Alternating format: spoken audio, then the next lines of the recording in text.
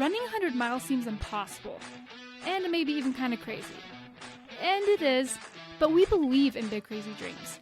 That's why we ran 100 miles. It was such a life-changing experience for us, we decided to devote this podcast to preparing and inspiring you to run your first ultra race. Are you ready to feel the highest highs and the lowest lows? Are you ready to do what you once thought was impossible? Are you ready for your trail to 100?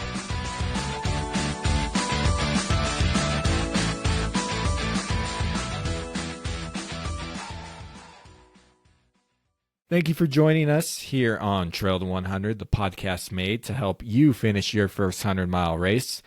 My name is Jacob Bateman, and today I am joined by a returning guest. He's officially our all-time returning guest, most appearances on the pod. That's right, Ryan Head has joined me today to talk about his most recent running accomplishment, where he ran what I call the double, which is the Wasatch 100 and the Bear 100, two 100-mile races spaced 3 weeks apart in the month of September, both in the mountains, both with around 20,000 feet of vert, and both just crazy tough races. And so Ryan was able to do that and accomplish it, but we didn't so much go into the specifics of his training in this podcast and what he, all the technical things. We talked about mindset in this and about the mindset he had to have in order to accomplish this. And this was just his second and third 100. So the man did not have a lot of experience running 100-mile races, and here he did 2 in a month through the mountains. And so I dug into his mind a little bit of the mindset it took to train for it, the mindset it took to run through it, and accomplish this goal of his. Now, what I really loved about this conversation with Ryan was he talked about this mindset, but as I've always said, running isn't life. And I think Ryan shared a lot of the great lessons that he learned, or the mindset tactics that he used to get through these races can be applied to life, whether that be professionally, personally, with your family, or even spiritually. And so it was really a great conversation that I was able to have with Ryan. I was able to see him at both of these races this past fall, and I can't say enough kind words about Ryan Head and what he did to accomplish this. So let's just get to it. If you have not listened to Ryan's other podcasts, I'd encourage you to check those out. I will tag them in the show notes. But here we go, Ryan Head. Well, Ryan, welcome back to the podcast for number, what's this, 4? I think it's number 4, yeah. I say, you see, we had you on before you did Antelope. Then you've infamously DNF'd Antelope. Sorry, I got to tease you a little there. But and then we had you back on to recap your DNF, so that was 2. Then we had you on to recap your Wasatch 100 finish, so that was 3. 4.5, we did another episode where I did live recordings during your Wasatch, and then so this technically is your 5th episode on Trail to 100. Let's go! You are our honorary guest. Welcome back to the podcast. Awesome, man. Well, thanks for having me. I'm excited to be back as always. I love what you're doing. I love what you and Melody have created, and you know that already just from our friendship. But, dude, love what you guys are doing, and always an honor to come back and be on for sure. Yeah. We love having you on, Ryan. You're a good friend of the podcast. We've always appreciated your support that you've given us. So, Ryan, last fall, you did one of the craziest things that I think can be done in the ultra world. You ran the Wasatch 100 and then the Bear 100 back to back in the same month, just 3 weeks apart. Why? What? And this is after just one. You've only completed one 100 at this point. You know, you've only done it once. Most people like take a step back after they do 100 and be like, okay, wow, that was hard. That was traumatizing. I'm going to take a step back, evaluate this before I hit that distance again. But you're like, no, it's go time. Let's go do 2 in a month. Yeah. Yeah, no, it's a great question, man. Like, it's so funny that you say that because, like, you know, initially after the 100, like, you know, there's a lot of emotions and thoughts that go through your head. Like, you know, I don't think a lot of people talk about, like, that week or two post-race and, like, the mindset and, like, the changes that go on in your life. I don't, like, no one ever talks about that. And maybe I'm the only crazy fool that like had that, but like I remember Wasatch 2023 and we talked about this at nauseum, me and you have personally, but also you know, we talked about it on your podcast. But like I found myself at mile 83 at Wasatch, the Wasatch 100 in 2023. You know, you were there, which I'm grateful, you know, have a great friend that was there to witness it, but we found something different. I found something different in me. You know, it was part spiritual, it was part mental, it was part, I had to go deep and find something that I didn't know I had at that point. And you kept saying that to me. You're like, I know you have it. You've got to find it. Like, I know you got to pull it out. You got to figure it out yourself. And you said a lot of really good things to me to like help make that happen. And like I've said before, like crossing the finish line was kind of anticlimactic. Like I almost was waiting for something crazy to happen, but it was almost kind of like subdued. I was like, this is kind of weird. And, you know, I've thought about it a lot after, and I was just like, you know, it was the whole process. But the one thing that nobody talks about is what happens like those next couple of weeks after a race, and like where your mind goes and what, like how you like your perspective on life changes. And I've heard this from a couple of different people. I know you've said this, and I know as I've been on a few other podcasts this year, you know, different people, and then I've talked to people in the community.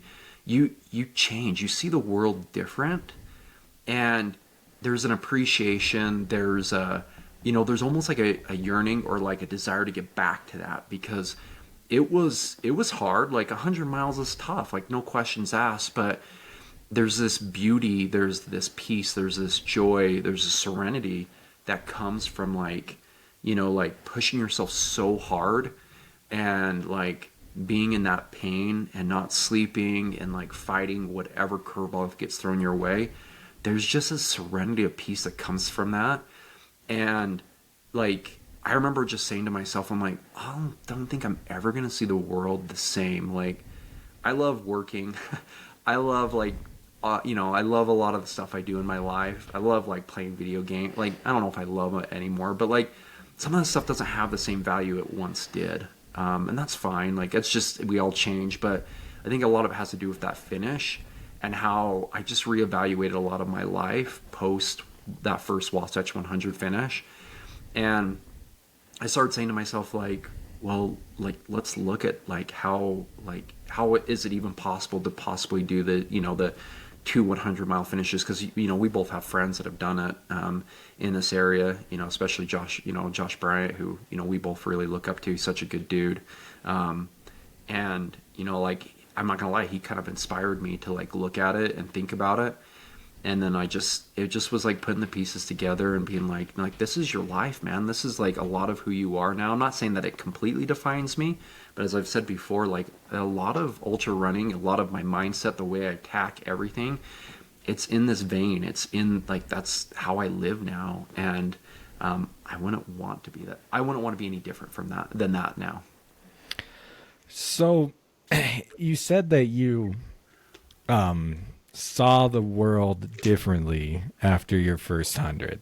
Yeah. And then I guess with what you just, and how you wrapped that statement up, you talked about how like, if I'm understanding correctly, you were saying basically a lot of the mindsets, and how am I trying to say this? But a lot of the things you like to embody you saw all put together in the world of ultra running, correct? Yeah. No, that's a really good way to put it, because and we could probably spend a whole podcast talking about this one topic, but like when you're on a race, and you're the one that said this to me out there, but like an ultra race is like a lifetime in 36 hours, right?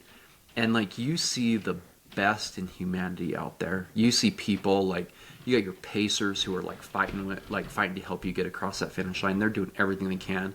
They're trying to take care of you at all the aid stations. They're getting your gear. They're trying to get you prepped. You know, like Nate Allred's taking my shoes off at Bear this year at mile 75 and getting new shoes on me. Like, that's so disgusting, man. Like, my feet were destroyed. They're nasty, dirty. But like, he's doing that, and he doesn't want anything in return for that. He's just doing that because he cares and he loves. You have crew that are like making chicken noodle soup. Like, right, his wife Claire Allred makes his chicken noodle soup for me at every race.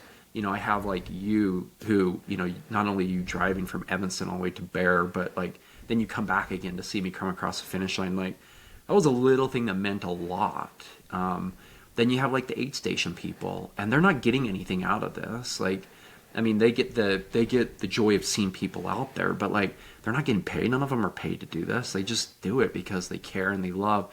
So you see all these people do these things, and then you're out in nature and you see the beauty of it, and you value. You're like, man, like these are awesome moments in life. And like I've said a few times, like you don't like, you know, you don't get many opportunities to just spend 36 hours in nature and 36 hours to just like figure your life out and do things. Like, there's times in life that we do that, but not all the time.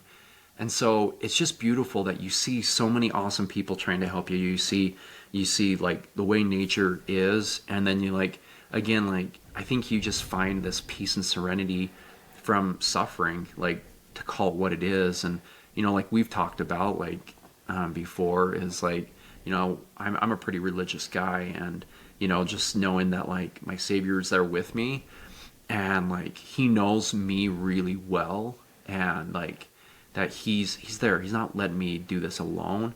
That just brings a peace that's just different, and I appreciate that. And we're just like, again, we could spend a whole podcast talking about this exact topic, because like what a race really is it's a series of events to get one runner from the very start at mile 0 all the way to 100. And there's just so much charity, there's so much love, there's so much service throughout that 100 miles. And obviously, right, the runner has to do it themselves, but you can't do it alone. You have to have people to help you. Yeah. No, I think that's a beautiful description about what a 100-mile race is like, and why everything you said, I second it. It's what's made me fall in love with that distance as well. So taking a little bit of a step back though, so you sign up for the Bear 100, you draw out for the Wasatch 100. So now you know it's happening. The double is happening. You are in both races. What is your mindset and like preparation? Like, are you thinking like, I need to change some things up from the last year, or I need to hit things harder? What is your mindset going into training? Yeah, so that's a really good question. So like you said, like neither race was really guaranteed. I was kind of, you know, lucky to get into Wasatch, draw out for it, and Barrow's on the wait list, but I was like really early on, so I knew I'd get in if I wanted it. And so Wasatch was first, and then Bear was like a month later. And I remember like getting the email saying like, if you want it, you're in. And I thought about it for a while. I was like, do I really want to do this? Like, this is going to take a lot out of me. And I remember like the first thing I did was like I talked to my wife, as I should, right? And make sure she was okay with that. You know, I think, you know, that's important, like we've talked about before. But like, if your family life and your relationship with your spouse isn't healthy or in a good place, everything else in your life is going to crumble. It's going to struggle. I'm not going to say it's going to crumble, but it's going to be a struggle, right? Professional life is going to be a struggle. running life is going to be a struggle, and so on and so forth. So making sure she was good with it was probably priority number one. Two, and then I prayed about it. I needed to get some kind of solace and make sure that I felt like that this was something that is worth my time and effort to really pursue and go after, because I do believe that, these are big decisions. Like, this is a big decision that I probably need a little bit of advice and guidance. And so I felt good there. And so once I got to that point, I really just started pushing myself with the training. It started a lot with making sure I'm on trails every day. There was no road running. It was focused on that. It was focused on getting a lot of vert. Like, I went from, maybe 4,000 or 5,000, maybe 6,000 feet of vert per week to, 3 months, 4 months before the race, I was getting up to 12, 13, 14, 15,000 feet of vert per week. These were weekly numbers. And so I was really pushing myself to really get physically ready. And I know we're focused on physically. I want to get to the mental aspect, but I do think that they're tied together in a lot of ways.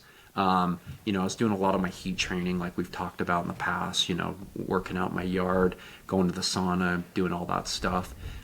Because doing the work up front, does bring some peace, like mental peace, if you will, to where you believe, like you start to believe. And it was good because, like, on my first 100, I didn't know what I was getting myself into. I had no idea how that was going to go. And I truly was worried that, like, had I done enough, and if that was going to happen. But once I got across the finish line for Wasatch, I knew what the baseline was for training. I figured, okay, if I'm going to do 2, then I got to put a little bit more work in. Have a good focus on recovery, obviously, and make sure that I'm letting my body recover. But making sure that I'm doing the work and putting the work in, getting a good amount of time on feet and all that. And funny enough, I actually, compared to when I was working with Melody, I was actually doing less miles this time around per week and per month. It was more focused on really getting that vert. That was my main focus through the training plan. So that was the physical aspect, but the mental aspect really was not allowing myself to get lost in the game. And I think that has a lot to do with life in general, if you want me to be honest. I think so often we lose focus on what is really going on. It's easy to get distracted, right? We got news outlets, you got social media, you got sports, ESPN, you got all this crap that's getting thrown on us. And then we have our jobs, right? And our jobs have such a way of manipulating our brains to make us think that things are just going downhill, or it's dark and whatever, right? And I really have tried over the past year to just, like, I always say to my coworkers, I'm like, oh, this is fun. Work is just fun. And they're like, really? And I'm like, oh yeah, work's just fun. Like, this is just good stuff. And they're like, why do you feel that way? And I'm like, because it's just a game, man. Like, you can't lose perspective on what's really going on in life. Like, I unfortunately, for better or worse, like, my professional life has been crazy the last 2 to 3 years. And so I've realized, like, the most important things in life, I love my job now, but it's my family, it's my relationship with God, and and my running stuff. Like, those are probably the top priorities. I want to be a good employee, and I do want to do a good job, but I also realize that I can be replaced, like, tomorrow, and that happens, man. That happens to people all the time. So, and so keeping that perspective mentally, not getting lost in the moment, or getting lost thinking about how difficult things are going to be, a month from now, 2 months from now. Because a lot of times we'll get our training plans and you're looking at them and they're like 2-3 weeks out if you get, that far advanced, and you see, like, I got to go out on a Saturday and do 18 miles, and then on Sunday I got to go do 20. Like, that's not going to be fun, especially in, summer heat here in Utah. Like, that's going to suck. Like, it's not going to be fun in the slightest. But you have to stay in the moment, because it is a gradual process. You're building upon yourself. And that's life in general. Again, like, you're constantly building. Like, you should be. You shouldn't be stagnant. You should be trying to build yourself up stronger day by day. And so that's how I always look at my training plan, is I'm trying to constantly be building myself stronger. I always think, okay, are you making your legs stronger today? Are you locking in like your nutrition, your hydration? Do you feel like your knees are healthy? Because my knees is, it was well documented as my right knee's been reconstructed twice. So I have to be very careful there. But so much of this is just taking the day. Like I always post on a lot of my social media stuff is just like one day at a time, one step at a time, 1 mile at a time. And it's one of those three I always will use, or two or three, all three of them at a time. Like, I think we just get so carried away thinking like, if you think of life as 100-miler, you're like, I'm at mile 60, like this sucks. I can't do this anymore. I don't want to do this anymore. And it's like, but this is what we all signed up for. We want to be here. And that's not just being in the race. That's life in general. We wanted to be in this life. And so for that opportunity to happen, like why are we allowing things to distract us and cause us to lose focus? And so I like that. It's been a big mindset change for me, is just to say like, stay in the game day by day, step by step. Don't lose focus of the most important things. I like that.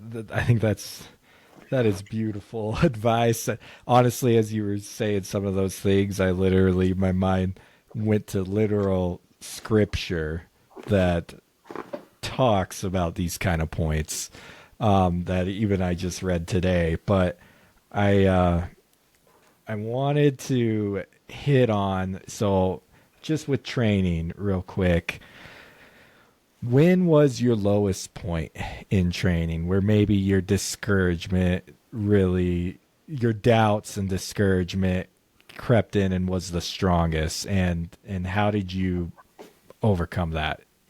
Yeah, I would say that there was, yeah, I love that you asked this question, because like I think a lot of people will see like me out running on Strava, they'll see my posts on Strava or social media and they think, oh man, he just loves it every day. That is the biggest lie. If like, don't believe that. Like, it's not a joy every day. It is fighting the desire to not go. It is a constant battle at times. Yes, I do like going on group runs. I love the community we built here in Utah. It's awesome. It's beautiful. Like, it's fun to, go out and do these group runs. But some mornings I don't want to go for a run. But that's part of the game. Like, getting yourself out of the bed, and if all you do that day is you walk on the trail or the whatever, and that's all you do, and you pick up your pace a few times, like, that's a win in my opinion. Like, you're putting more pennies in the piggy bank. You're trying to just be 1% better because you fought the mental battle that day. And so I think that is key. So not every day is perfect. But to go back to your question, there were quite a few days. I remember many of them just sitting there in my car at the trailhead, not wanting to go. I just sat there. I remember one time in particular, I sat there for 25 minutes staring at the trail. Wow. I was like, I don't want to do this today. Like, I really don't. And I was like, and it was a battle. Like, I mean, it was just me fighting with myself. But I would say if there was one moment that I would say that really defined probably the lowest point was, it was 6 weeks before Wasatch. I tweaked my left knee, and I still have a little bit of issue with it. Trying to just let it heal. I've been pretty careful with it the end of last year, and even the first of this year, my mileage has been down, which is fine, and not trying to go too crazy. But something happened weird with my left knee, and that's my good knee, if you will. That's not the one that's been surgically repaired, but I remember thinking, like, it was 6 weeks out from Wasatch, and I was like, dude, it might come to an end. Like, this dream that I have of like doing Wasatch and Bear might just end right there. And it was like a hard pill to swallow, because I remember going to work and just being extremely disappointed in myself. I was like, if I can't get this healthy, like feeling good in the next like 2 to 3 days, it's not going to go good. And luckily it came around. I had to be a little ginger, on it, like just be very careful with it, and not push as hard as I maybe wanted to. And that probably just in general, like in parts of both Wasatch and Bear this year, you and maybe the other pacers, Donovan, Nate, Joe, Sean, you guys probably all noticed it a little bit. I was just being really careful with my left knee because I was worried that something might happen again. And it was just like a weird, like, I don't know how to explain it. It was just this like really weird, quick, like painful, like, I don't know. It was something weird in my knee, and it would happen only if I was going uphill. If I was going downhill, it wouldn't happen, but for some reason going uphill, it would cause it to just like hurt for like 3 seconds, like extreme pain, and then it would go away. But it's gone away since then. The knee feels pretty good. I'm still just being very careful with it. I do a lot of, kind of PT stuff with it, but it's been good. But I'd say that was probably the low point because I thought maybe it was over. How do you think you would have handled it if it was over? Say that injury was more serious. Yeah. I mean, well, if history is any indication of future, it wouldn't have gone well. I mean, like, let's be honest. I mean, after Antelope, I was a mess. Like, Yeah. I talked about that on Let's Run That Again on their podcast recently. But it was tough, man. I mean, we were doing a lot of runs together and hanging out quite a bit during that time period. It was tough, man. Like DNFing, Buffalo Classic, Antelope 100, whatever you want to call it. And so if I had to walk away from that, it would have been hard. I think I would have came back.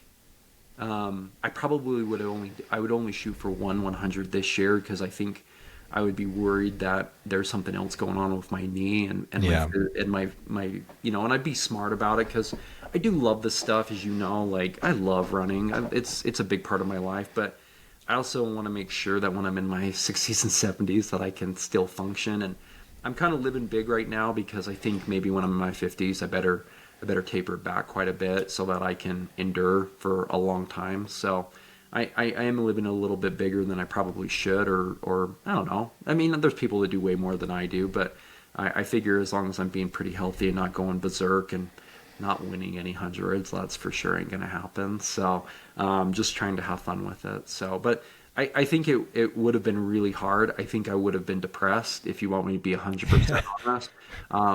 And I would have relied on a lot of my friends in the running community during that period. And I probably would have tried to get involved on Wasatch and tried to go serve people, be at an aid station, just say, I got to get back somehow. Yeah. And if it wasn't that race, then help at any of the many marathons in the area or Bear or whatever. I would have done something. But I think that's how I would have tried to, how I would have gone about it. Yeah, I just asked that because I know it's common. I mean, people get injuries when they're training for these big races and putting in big mileage. Like, the more you're out there, the more risk you have to fall, to roll an ankle, to, tear an ACL. Yeah, I mean, but anyways, and I don't know. I don't think I would handle it very well if it happened to me. But I don't know. I think I am coming to a point now where, I don't know. I'd like to think that I'd handle it better now than maybe, for my first or like second 100. But anyways, give me when did you realize the extent of what you were embarking on with this double 100? Like, was there a moment where like it hit you, and was it in the race? Was it after Wasatch? Like, at what moment did it hit you like, holy crap, what did I get myself into? Yeah, I think there was multiple moments of that. Like Was it before the race? Yeah, name a few. Let's hear these. Yeah.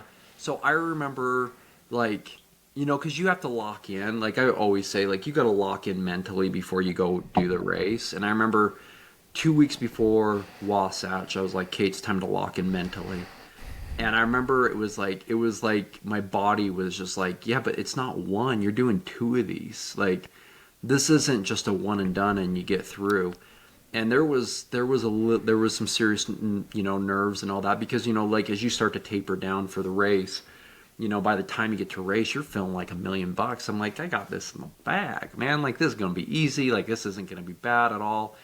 And, I've started sharing it, and and this is not for people to think I'm like David Goggins or anything crazy like that. And about it already. A few others know about it, but, the night before Wasatch, I started dealing with kidney stones, and unfortunately, that's something that I deal with. I've tried to get it figured out. No doctor's been able to help me figure it out, and I drink a ton of water. I'm always carrying my water bottle with me. I don't know what causes them at this point. Don't know if I ever will, but leading into Wasatch, I started feeling them coming on, and I was like, oh man, like this is not what I want to deal with. But I didn't want to back out.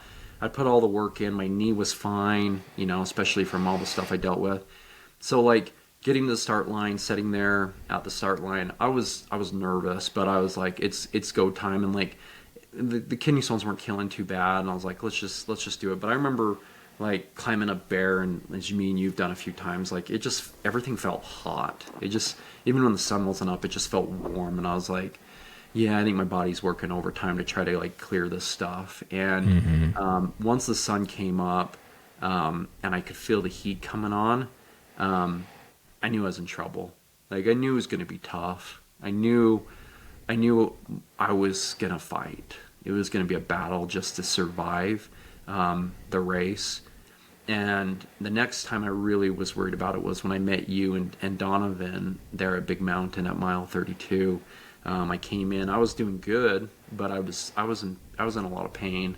And I was hot. I was sweating like a crazy man. I'm sure you probably were like, dude, you look like a sweaty mess. Like, this is disgusting. You guys got me cooled down. We got some popsicles, and me and Donovan started climbing up Big Mountain, or not Big Mountain, up to Bald Mountain, and about mile 35, and I just felt sick. Like, I wanted to pass out. My eyes kept doing like the whole roll in the back of my head type of thing. And I remember I had to stop like 2 or 3 times with Donovan. I'm like, dude, I just don't feel good. And he's like, come on, man, you got this. Like, let's try to keep that 19-minute pace that you wanted to do. And I'm like, bro, I'm trying my best. Like, I'm really giving you all I got, but I'm like, I'm trying not to pass out. Like, that's my goal right now. It's just to stay in the race. I remember thinking, as we were coming down, and me and we've trained on that section, coming down to where it's the Alexander watershed there at mile 40. I remember thinking, probably going to DNF. I think I probably got to. And I really appreciated Donovan. He kept saying to me, you're finishing this, dude. You are finishing this. And it wasn't like he was demanding it or he was forcing me to do it. It was like this, like, certain calmness. Vote of confidence. Yeah, it was this confidence. And he's like, you're going to finish this, man. Like, it's happening. I remember thinking, I don't think so, dude. I don't think it's but like, that's the beauty of it, is like having those people there, like crew members and pacers that just like can make you feel better about the situation. And so I made it to Alexander, and we left, and I may or may have seen someone else not too far after that. I don't know if we're supposed to see other people, but it was good to run into you there. Right there. So, hey, you were on the highway. I know. thought I'd say hi. I was on the highway. Exactly. And so then me and Donovan started going back up kind of that little valley, which is nice. And when the sun started setting, I felt better. So things were just getting better at that point. But I would say the other time that I got really low, was right after the race ended. You saw me. I was a mess, man. Like, it's fine to call it what it is. I'd been through hell and back so many times, and just to say I finished Wasatch with all that stuff, and I get it. Like, the reason why I didn't want to, I've hesitated to tell anybody in this stuff, because everybody has their story. Like, everyone has a reason that they're there. Everybody goes through problems, and I don't want mine to feel like they're any bigger than anybody else, because it wasn't. Like, the reality is we all face challenges, whether physically, mentally, spiritually, emotionally, whatever, during these races, and mine's no bigger than anybody else. Yeah, kidney stones suck and they hurt like no other, but it's fine. It is what it is. And so, and then, my foot was blistered, and you remember me telling you about that. And like, I posted pictures about that just recently, what my foot looked like on social media. But I remember like sitting there in the chair, and like everyone's like, happy for me and all this other stuff. And I remember just sitting in the chair, I kind of slouched over, and I was like, I got to do this again in 3 weeks. And it sucked, man. Like, that was a depressing feeling, because I'm like, if I feel like this, there's no way I'm making it. Yeah. There's no way. Like it's not going to happen. And I remember thinking to myself, like, shut up. You have trained for this. Like, stop it. Like, stop having this pity party. Like, enjoy the moment with your family, with your friends that are here. They've sacrificed to be a part of this journey with you. Like, enjoy it. Let's get you out of here. Let's get you home, get you cleaned up, and start recovery. Because, like, I remember that's what my running coach kept saying. He's like, the key between Wasatch and Bear is all about recovery. Maintaining fitness. You don't need to really be increasing fitness or going out for long runs or anything like that. Excuse me. He's just like, you just need to maintain fitness. And so the goal for me during that period was get my body back to feeling halfway decent and really focus on that recovery and just, like staying in the game mentally. And so I would say the last moment where I felt really, really low was at mile 19 through 25 of Bear. Nate saw me at Lethem Hollow, and I remember saying to him, I said, it's going to take an act of God for me to get across the finish line here on Bear. And he's like, are you okay? And I said, no, man, I'm not okay. I'm like, just freaking did this 3 weeks ago, and I'm back at it doing it again. I'm like, this sucks. I'm only 19 miles in, and I already feel like crap. Like, no, man, I don't feel good. And I remember just having just this bad attitude for that next, 5-6 miles. I was just, pissed off, kicking rocks. I wasn't even, running hardly at all. I was, lightly jogging, barely. And I was miserable to be around. So I want to rewind a little bit. You were talking about Wasatch and how you had, your body was working overtime. You felt the heat. It was a hot day on top of that.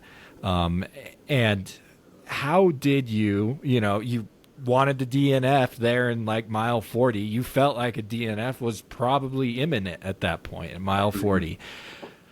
And I saw you, I paced you the last 50K, and I saw a man who had heat exhaustion. And honestly, Ryan, if that race was 5 miles longer, I don't know if I would have let you finish that. Some of the stories you told me after. When we were coming around, I mean, I knew it was getting serious, when we were in the 80-mile-ish mark.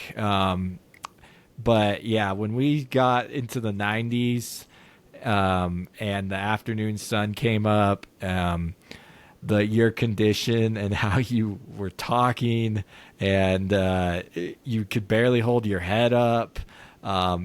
You're constant, you were like, this heat. Anyways, you were having heat exhaustion. Yeah, if that race was 105 miles, you weren't making it. I'm convinced. And I don't know if I would have let you go another 5 miles.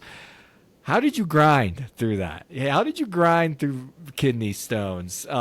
This Wasatch, it actually took you longer to do it the second time than the first. And I honestly think you were in worse shape this time than you were when you did it the previous year. But I never saw you saying that you were gonna, you never vocalized, I want to quit, or I don't think I can make it. So when you did vocalize it your first time, you vocalized that you didn't think you were going to be able to make the cutoffs, and that you didn't have it in yet.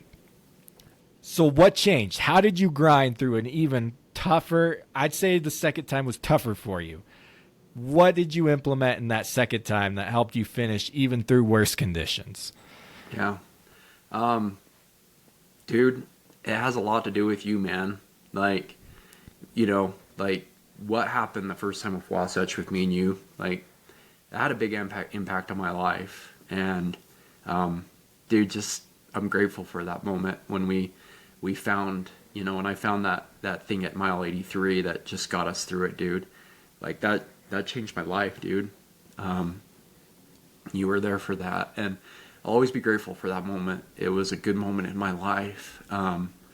And I never, when anything gets really hard anymore, whatever it is in my life, I think back to that moment. Because, we were DNFing, man. We were out of the game. Yeah. It was over. you're like, dude, you can't keep doing 35-minute miles.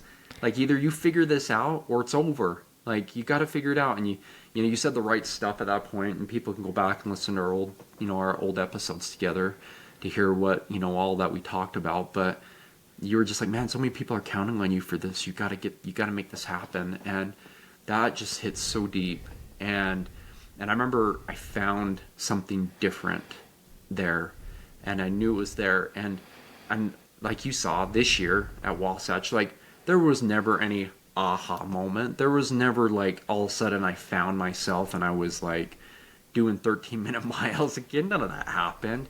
What happened is it was just a slow grind. And it was, I know I have this in me. I know that I have put the work in. I know I'm capable of it because I found this about myself. I know I can do this. And I've done everything to make this happen. And right, obviously that's what you guys as pacers are there for. That's what the crew is there for, to give me ideas about where we are time wise, mile wise. And as you know, like, yeah, I could barely keep my head up.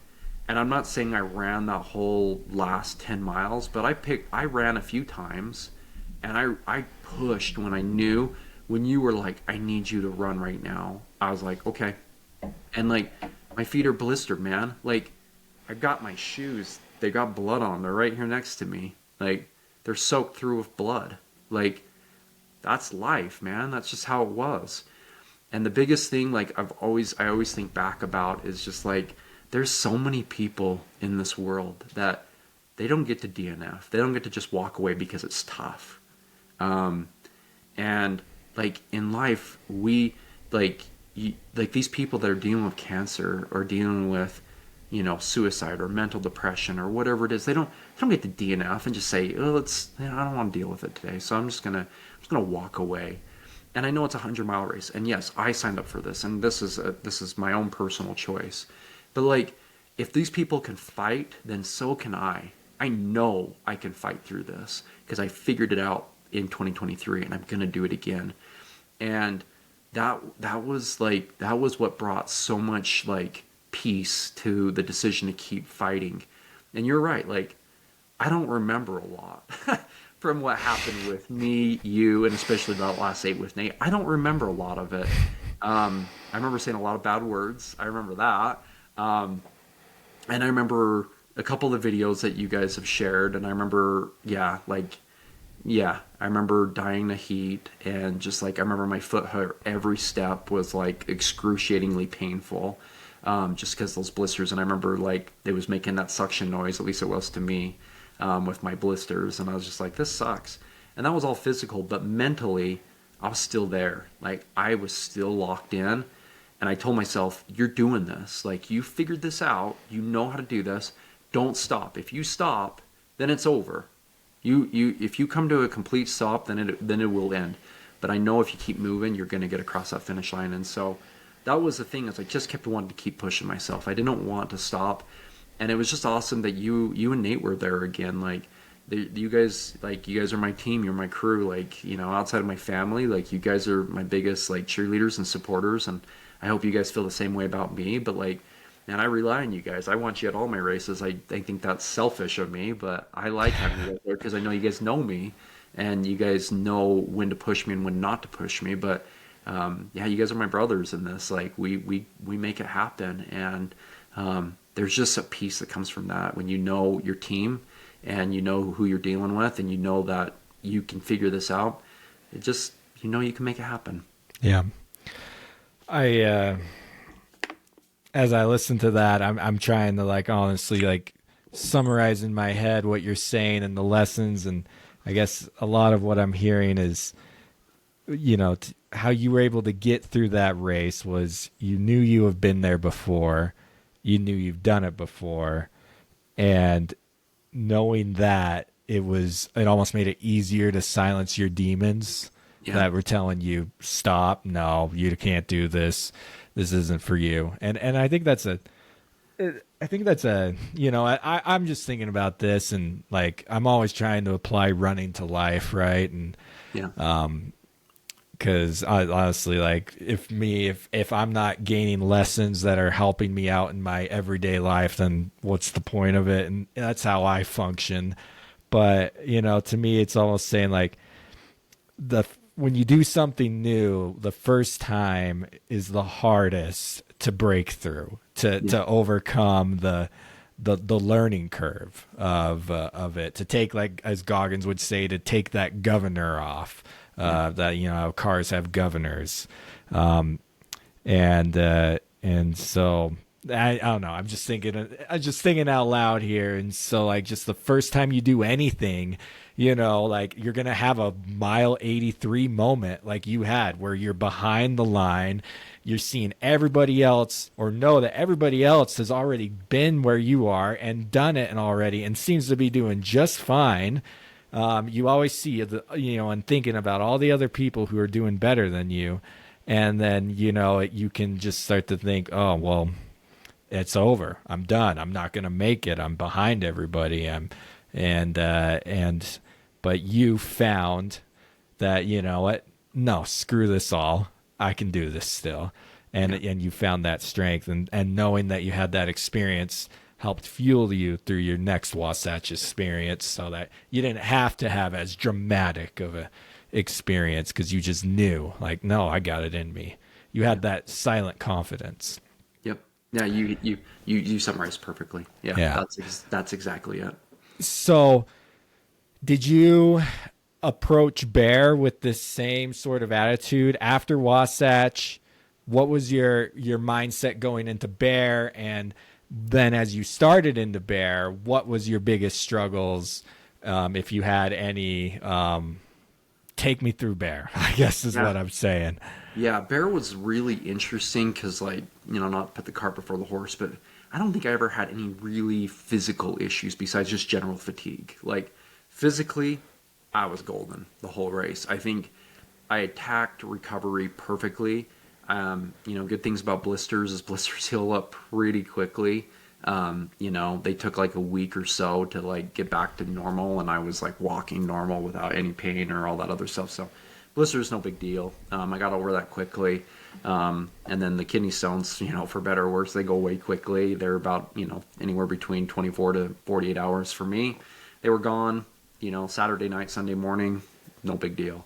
So I felt like my recovery came quick. I was drinking lots of water, drinking, lots of protein drinks. I attacked my physical recovery very well.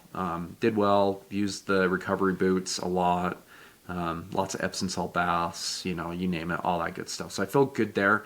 But like you said, it wasn't the physical aspect I was worried about. It was the mental. And I felt like I had cashed in a lot of my piggy bank. I've mentioned this before too, but like I felt like at Wasatch I had to cash in every penny I had saved in my training to get across that finish line. And I was like, man, I feel like my bank account's at a zero right now. But it really wasn't.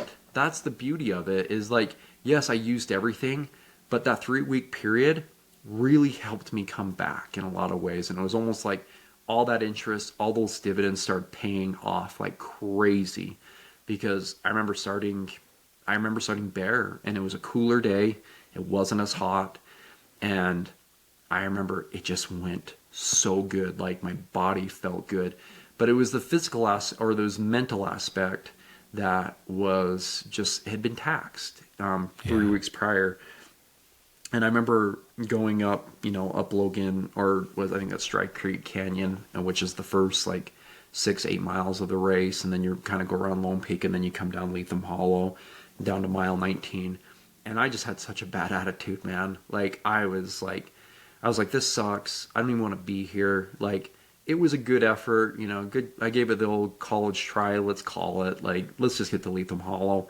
No one's going to fault me for giving it a good effort. You finished Wasatch, you finished this, hard race. You did a lot of crazy things. And, you went 20 miles on Bear, call it a day. Like, let's just do that. But it goes back to that mindset, man.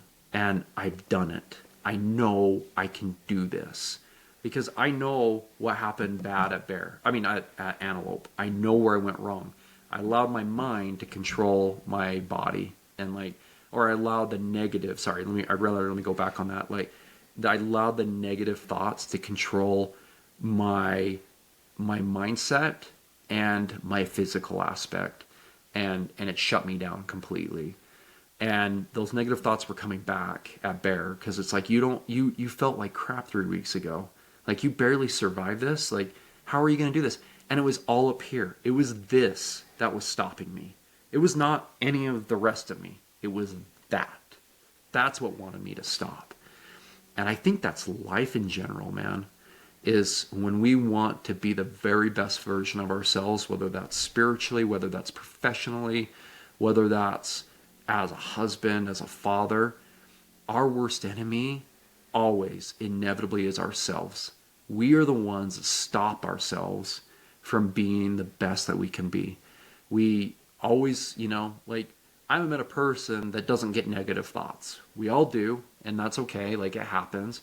But we all beat our own selves up and like, oh, I'm not good enough, or I'm not the best employee, or how can I go to college? I'm stupid. I don't get it. I did awful in high school. Like, why would I ever do something like this? Like, me, I've had my right knee reconstructed. Why? I've had every freaking doctor and physical therapist tell me I should never run 100 miles, or not 100 miles, run a half marathon, let alone a marathon, 50K, 50 miler, and 100 miler, and then back-to-back 100 milers in 3 weeks. Like, in what world would anybody approve me to do that? Nobody would approve me to do that. And so if I've defied all that, why should I allow the last thing trying to stop me? Why should I allow that to stop me? Like, that ain't going to happen. And I remember I get to mile 25, 26 of Bear, and I remember I just was like, I remember the exact moment. I was like, dude, when do you get to run 36 hours straight and you have no other cares in the world? And as I've said before multiple times, like, yes, I did it 3 weeks before, I get that, but when do you get to do this? You don't get to do this all the time. You've got a wonderful crew, you have a wonderful spouse that's supporting you, got kids that are cheering you on, and you have this whole freaking text message chain of your friends and family and everybody else that's cheering you on, constantly getting text messages, like, support from people.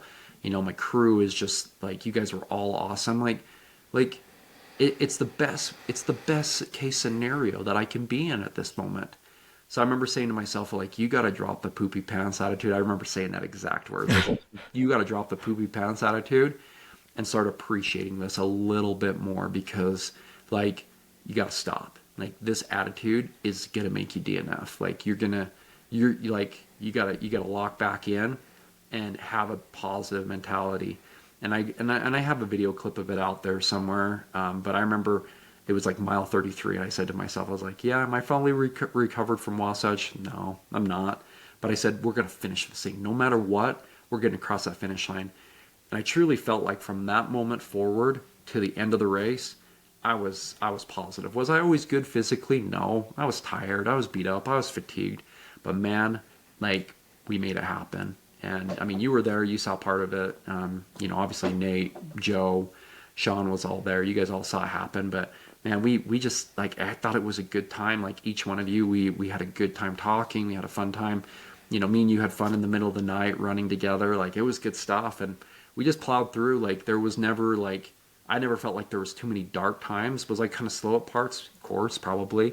I don't really remember any of that. But I remember I just felt like we charged through. There was cold times. I remember being cold a lot out there with you, and I was like, dude, this is freezing up here in these mountains. But yeah, I mean, it was so much of keeping that mindset positive and telling myself, like, you've got this. And again, this just goes back to so much in our lives. I think we just, like, if you stay positive and you're like, oh yeah, of course I can do this. Like, I'm as good as the next person. Like, why not me? Like, why not me? I am capable of great things. I am capable of having that job. I am capable of being that husband or that dad that my kids need. Of course I am.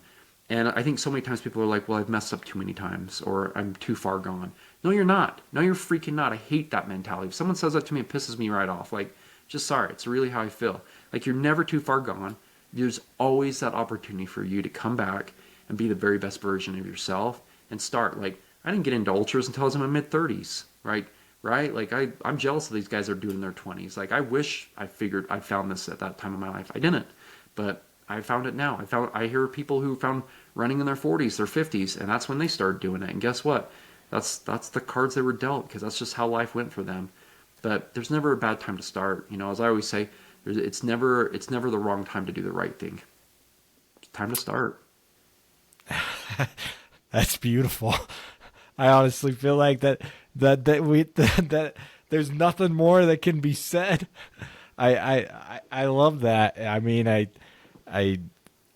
hear everything you say, and honestly, Ryan, those are words that I need to hear at this time in my life. You know, like it's you know, like running.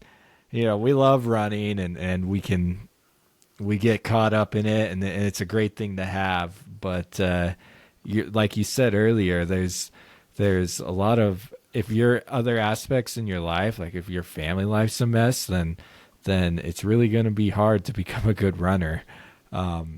And you know, if your professional life's a mess and you're struggling to make ends meet, you know, it's going to be hard to become a good runner. Like, so ultimately we do have higher needs, and that mindset that you describe, I just love that, everything you said about it and how you're able to just apply that into your life. So what are your plans now moving forward? Like, I guess, how is Ryan post the double, as we call it, the Bear Wasatch? How have you changed since then?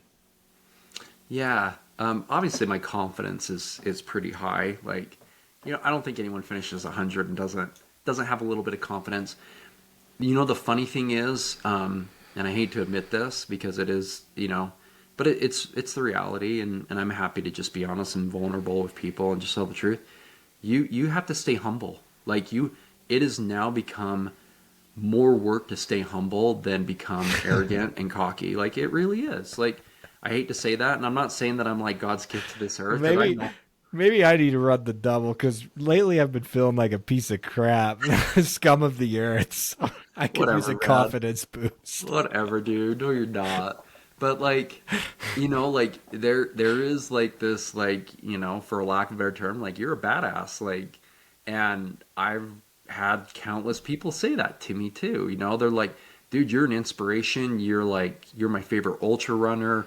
You know, like, I've had high school kids tell me, they're like, you're our favorite ultra runner, like, all this stuff. And I'm like, have you guys checked how fast I do this? Like, I'm so slow. Like, I'm not anything special. Like, you're like, you realize I'm a 2-time golden hour Wasatch finisher. Exactly. I'm like, do you guys even realize what you're saying? And it's so funny because, like, so many people are like, yeah, but you fought through, like, you did it.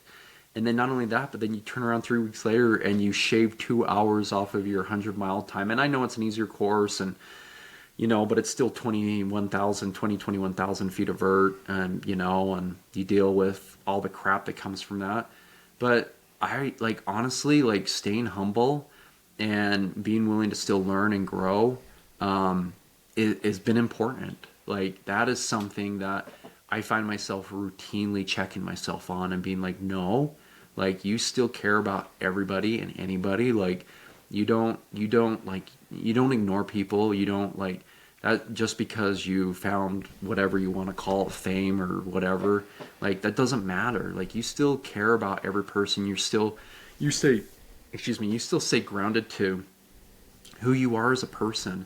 And I think that's been important for me because I am who I am because of so many awesome friends and family members, and I would never, like, throw that aside. And like not that I would ever do that with, like, you or Melody, but you guys are like dear friends to me. And, you know, I know our paths have kind of deviated a little bit, just, you know, naturally, but, like, you guys always will be dear friends to me.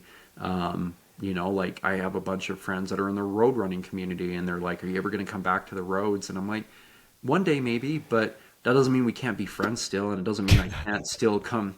I know we're talking about Tim and Joe, but love those two. But it doesn't mean I don't have to. Like the other one that I always like to throw out is like, person who believed in me before anybody did was, Jamie McDonald at Fleet Feet, and I give her so much credit because, and it's not so much that I have a partnership with her and all the stuff we do there, but it's just that she believed in me, and she was trying to help me for so much time and so many years there, and really helped connect me with so many awesome people in the community, and for that I'll always be grateful for her. And I don't think I could ever like turn my back on some of these amazing friends and people. And it's just like I bet the only way I can like and probably get shot for saying this, but like it's like being in a marriage, right? Like after years of being married to somebody, sometimes things change, all that kind of fun stuff. But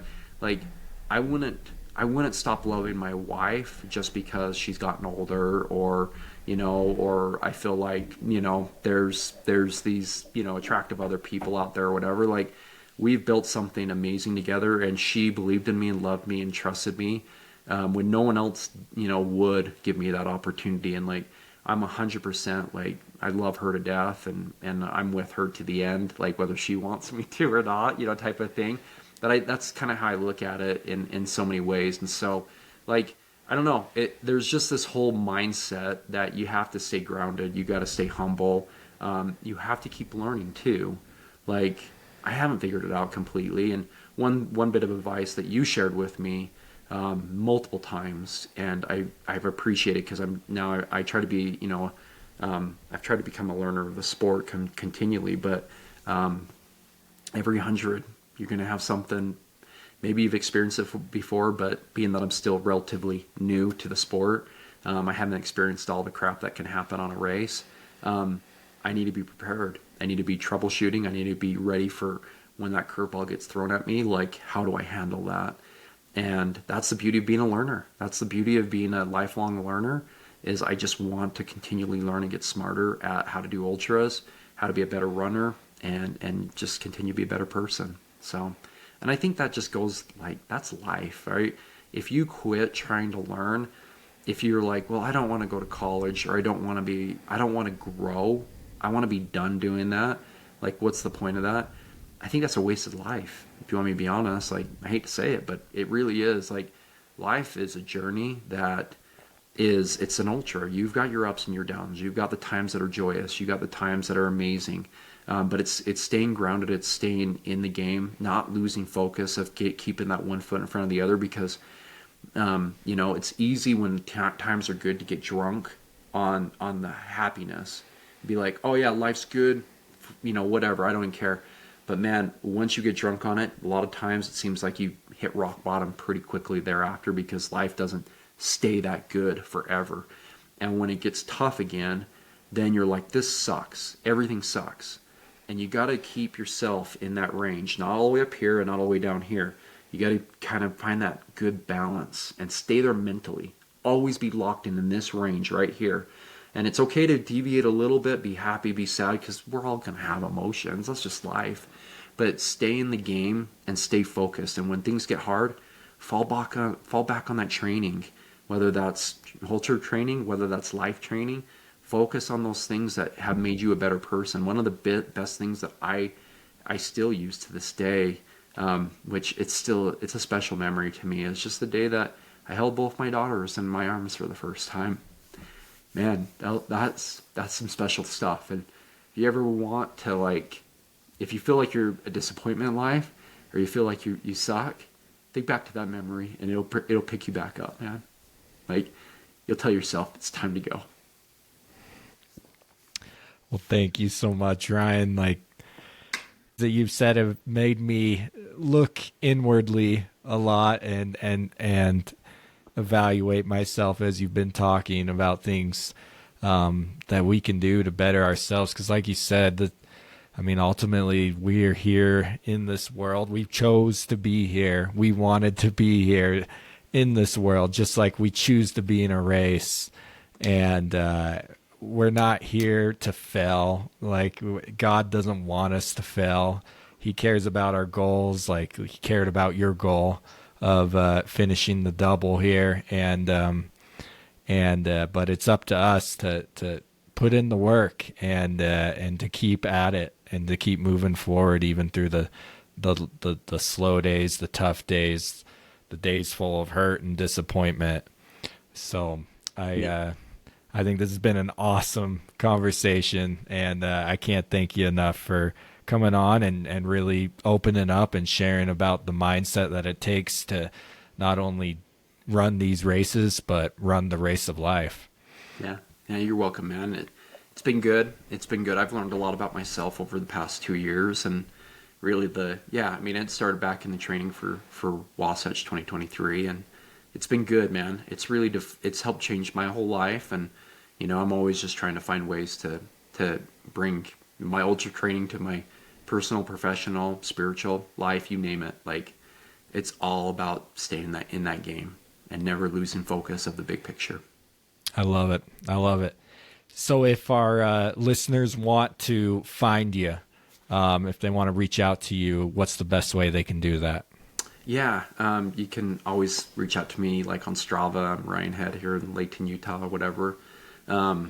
And Facebook, you can always follow me or whatever. I don't know. Facebook used to just be personal life, but it's slowly turning into my running life as well. And then obviously the big one is Instagram. That's Rye_head. Again, I think it might say I'm in Utah, Layton, something like that. But yeah, they can follow me on there, and that's where I post a lot of my running stuff is on there, and I do TikTok as well, but I just mostly post motivational things on there. I don't know. So anyways, it's what it is. I think that's like Ryan_head or something like that. Yeah. But, yeah. Well, and I will throw those links on our show notes. So if you're looking for those to follow him, I'll include a link so you can just click that and be taken straight to your profile. Cool. Well, Ryan, thank you for coming on for your 5th episode of Trail to 100. I can't thank you enough for carrying the podcast and keeping us alive. Last couple of seasons, right? Yeah, it's awesome. Exactly.